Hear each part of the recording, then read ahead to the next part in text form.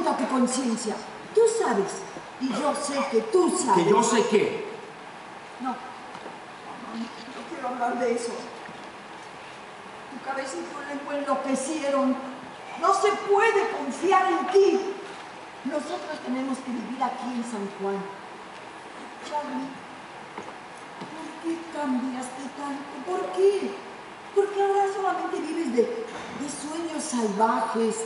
¿Por qué no tienes una dirección donde se te pueda localizar a tiempo? ¡A tiempo! Sueños salvajes.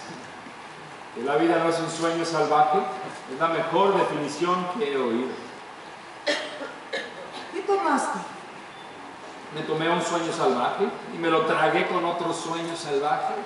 Así es mi vida ahora. ¿Pero por qué, hijo? Emilia, ¿se ha olvidado lo que se esperaba de mí?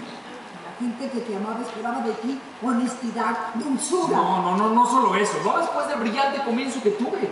A los 17 monté, dirigí y actué en El Valiente, la comedia musical que ganó el concurso del Estado. Celeste actuó conmigo y usted vino con nosotros, ¿no lo recuerda? Por supuesto que lo recuerdo, hijo. ¿Recuerda el coche